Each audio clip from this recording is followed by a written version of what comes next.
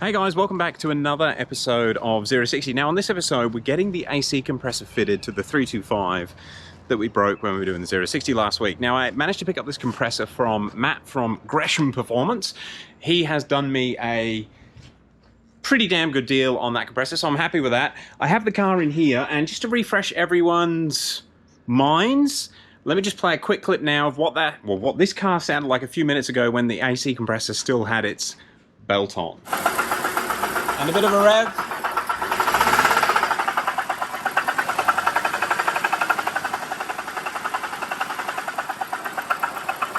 So as you can see there, it's quite a horrific knock. Now I have just taken the belt off and I'm just going to check it again before we go to all this work. You all right to start it up? Yeah, there we go. So as soon as we take the belt off, it is quiet. Yeah, kill it. So this is the compressor in question that's come from Matt. It is a used unit. It was nice and cheap. A lot of people won't recommend using a second-hand unit, and I totally understand why, but budget is always an issue with us, so we're going to run with a second-hand one. Another reason this did take a little while to get this video done, we had to get the gas properly extracted. You can't just vent it to atmosphere, annoyingly, but yeah, the guy that's going to do the refill has come and taken the old gas out, so I'm actually good to pull the system apart. I don't know if in this video we're going to have time to film the getting it regassed, because I might just publish this tonight, but we'll see how we go. Anyway, let's crack on. From this point I need to get underneath, get the under tray off, and remove a few other bits and pieces, so I'll show you once we're under there. Okay guys, so we have the under tray off. I've taken the sway bar off, and that leaves us down here. Now I haven't actually done one of these before. I was hoping that we would have good access to the AC compressor, which you can see just there from the bottom. But it's all a bit covered up by the water pump.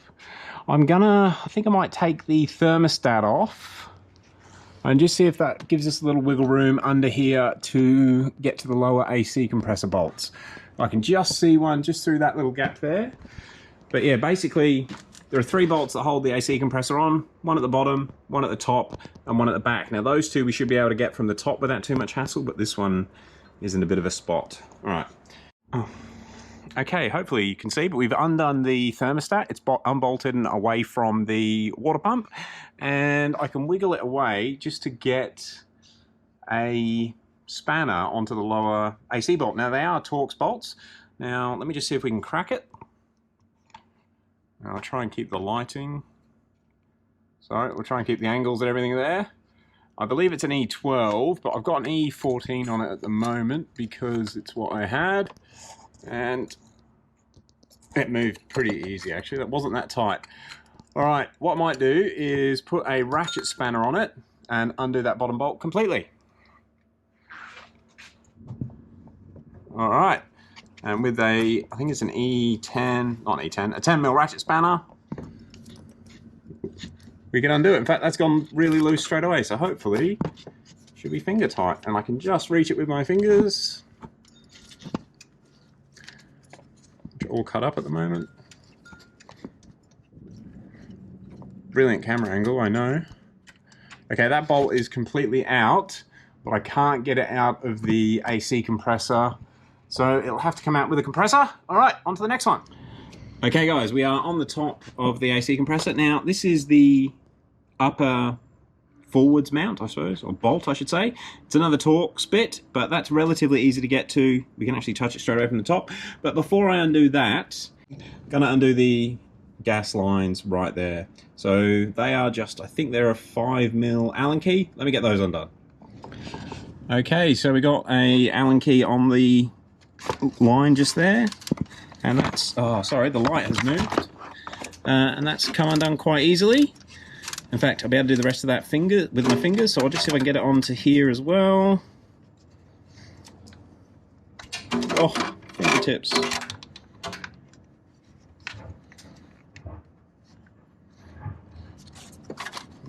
There it is.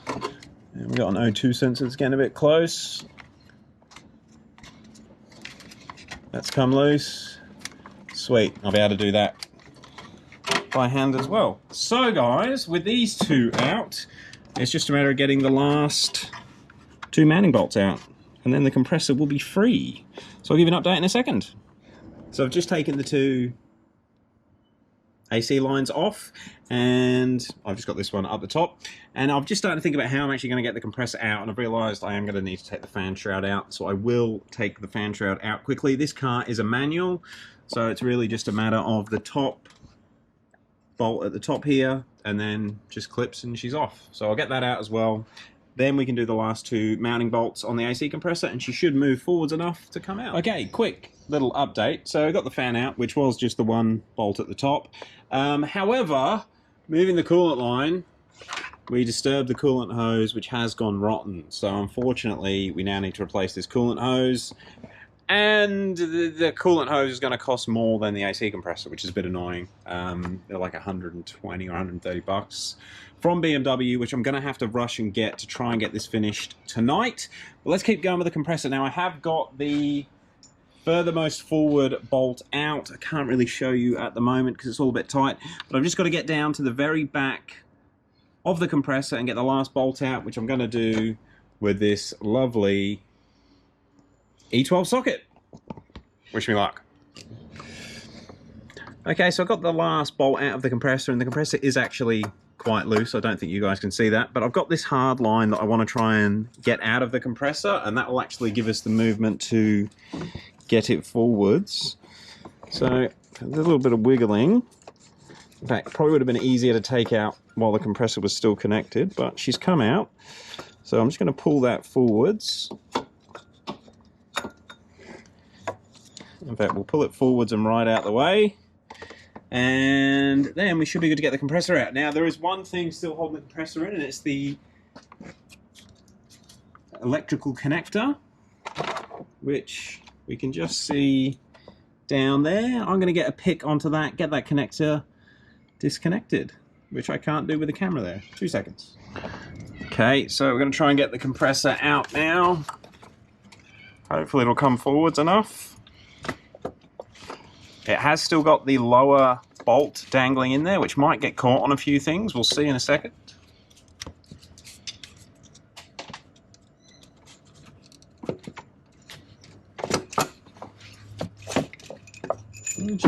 Come out relatively pain-free. Except the connector's got caught on something. There it is. Alright, one rattly AC compressor.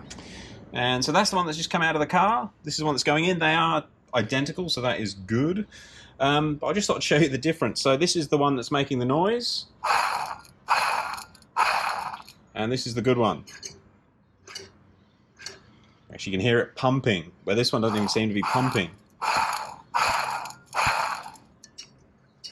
Anyway, let's get this one popped in. Okay, so we've got the new compressor here. Now it's going to be a bit tricky because I need to get it sort of close to where it needs to be with that bolt in, the lower bolt, because that bolt doesn't have enough room to come out once the compressor's in place. So we'll just see how much of a struggle it is.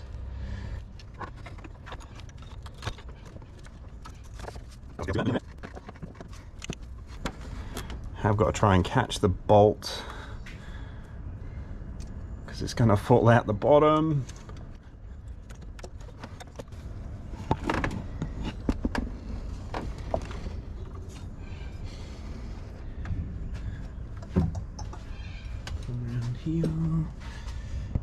Just don't want to. Oh no, okay. So what we've done is caught the drive belt on the back of the compressor. Alright, I'm going to try and do this separately.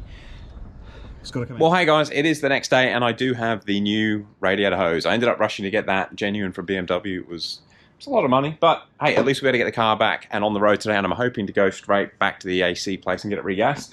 I did get the AC compressor on yesterday, but I didn't film it, and it's just because I was struggling in that last clip, which I think you might have seen, and it was just the drive belt was behind the compressor. As soon as I moved the drive belt out of the way, slotted into place, and she's up in its spot. One thing I just do want to mention with that, just make sure you do reuse all of the spacers or washers, whatever they are, between the AC compressor and the block. Yeah, I ended up doubling up on a spacer, and that's how I noticed about it, because the second-hand compressor had one and the other one. Anyway, just make sure you locate all those spacers properly. All right, We also nearly had a bit of a hailstorm yesterday, so we had to rush the car in. This is up on the hoist. What I'm going to do now is get the under trays back on, because I think that's all the work from underneath that I need to do. Get the car down, we'll get the drive belt on, and I think I'm just going to start it straight away just to hear if the knocking's gone, because I'm still not 100% sure. All right, let me get some things organized. So I haven't had a run like this in a while. Just to recap, we only broke the top radiator nipple off, the hose off, because we needed to get the thermofan out. So as soon as I touched this hose to pull the thermofan out, that nipple fell off. And then could not separate, and I've been trying for an hour. I am sweating, trying to lever it, persuade it. I've heated it. And the radiator hose would not separate from the radiator. And now it's pulled. We've now done a radiator. So what was a $100 compressor is now going to turn into a $100 radiator hose, $200 for a radiator. Man, how good is working on cars? This becomes quite expensive. All right, so I've got to try and get a radiator now, which I don't have in stock, but I can get one tomorrow. Well, finally got it off. And it involved pretty much getting it so hot that it's still smoldering. It just could not separate it from the block. I've never had a radiator hose like that. Yeah, I guess it must just be there's no date on it, but yeah, they do not want to separate those connectors. Now I had a break from doing this top hose because it's giving me the shits. So I've had to go at the bottom hose. That only took a little bit of heat with the heat gun, and she come off. Couldn't lever it off, but a little bit of heat, and she separated without too much annoyance. So that's good. But yeah, I'm going to end this video off here, or else it's going to be like a 3-day process to fit an AC compressor.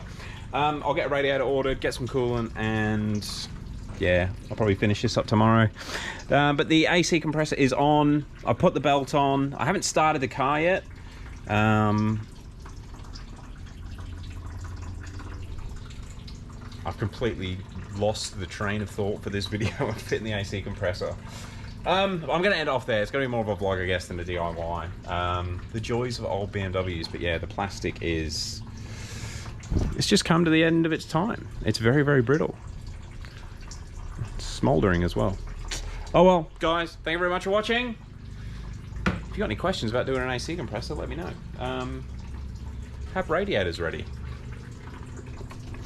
And just if you've never seen this car before, it has done 220,000 Ks now.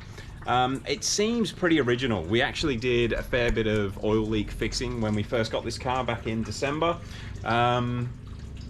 And I get the impression that a lot of it hasn't been messed with too much, meaning it's the original stuff. It's an 06 model, so it's coming up 15 years old.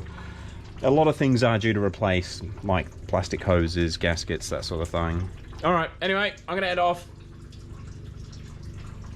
Catch you on the next one.